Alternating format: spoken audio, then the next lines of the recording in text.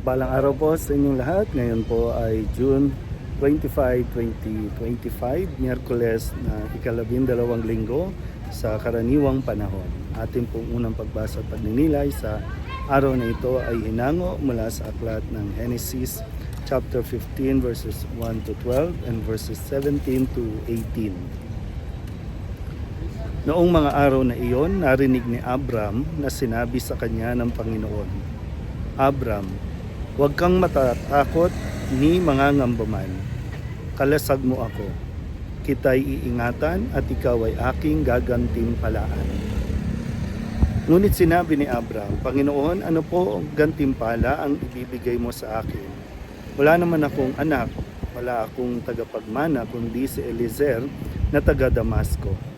Hindi mo ako pinagkalooban ng anak, kaya isa kong alipin ang magmamana ng aking ari-arian.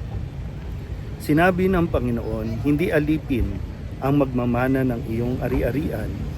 Anak mo ang magmamana ng iyong ari-arian. Anak mo ang magmamana. At inilabas siya nito at sinabi sa kanya, masdan mo ang mga bituin, mabibilang mo ba iyan?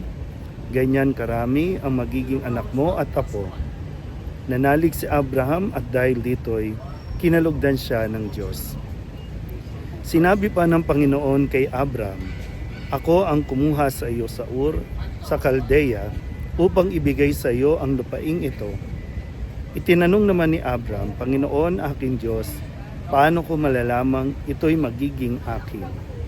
Sinabi sa kanya, dalhan mo ako ng isang baka, isang kambing at isang tupa, bawat isa ay 3 taon ang gulang. Magdala ka rin ng isang kalapati at isang bato-bato. Dinala nga ni Abram ang lahat ng iyon at biniyak ang bawat isa, maliban sa mga ibon. Inihani niyang magkakatapat ang pinaghating hayop. Bumaba ang mga buwitre upang kanin nito, ngunit itinaboy sila ni Abram.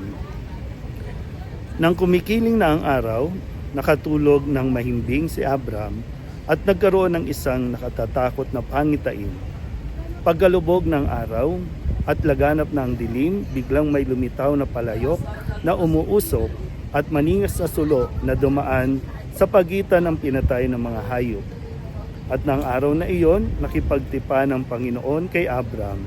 Wika niya, nangangako ako na ibibigay sa lahi mo ang lupaing ito mula sa hangganan ng Ehipto hanggang sa ilog Euphrates. Ang salita ng Diyos. Muli po, isang mapagpalang araw sa inyo pong lahat. Mula po dito sa Baguio City, hatid ko po ang ating unang pagbasa at pagninilay sa araw na ito ng Miyerkules, kung saan ay ating narinig ang covenant o kasunduang ginawa ng Diyos kay Abraham na sa kanyang lahi ipapamana ang lupaing iyon at ang kanyang lahi ay magiging kasing dami ng bituin sa kalangitan ng buhangin sa karagatan. Sa una ay may pagdududa si Abraham na ito ay mangyayari dahil siya ay lubhang napakatanda na. Yun nga yung tanong niya, no, na hindi naman siya pinagkalooban ng kahit isang anak. Pero sadyang ang plano ng Diyos ay misteryoso. Kumbaga, no? Pero ang isang katotohanan lang na kapag nangako ang Diyos, ito ay kanyang tutuparin sa kahit anong panahon, sa kahit anong lugar o sitwasyon ng buhay natin.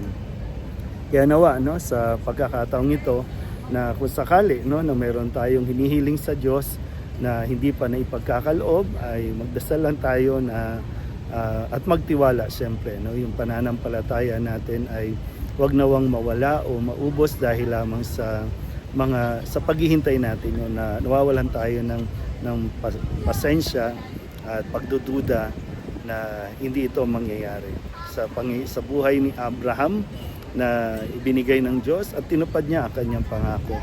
Pero sana po, no, sa puntong ito din may sama natin sa ating panalangin, no, ang mga bansa na kung saan ay nagkakagulo, nagigera, dahil ang katotohanan po, no, wala namang nananalo talaga sa gera, bagamat may kumikita, no, sa gera, mga gumagawa ng mga missiles, ng mga kung ano mga kagamitan sa panggera, sila lang naman ang kumikita, pero ang higit na naapektuhan, lalong-lalo na po yung mga bata na nagugutom, walang makainan, walang masilungan. Kaya nawa ay sa araw na ito, sa pangyayari at sa pangako ng Diyos na ibibigay sa lahi ni Abraham, lahat naman po sila ay lahi mula kay Abraham. Kaya idulog natin sa Diyos na magkaroon talaga ng kapayapaan at makaranas talaga ng kaginhawahan ang mga taong naninirahan sa mga bansang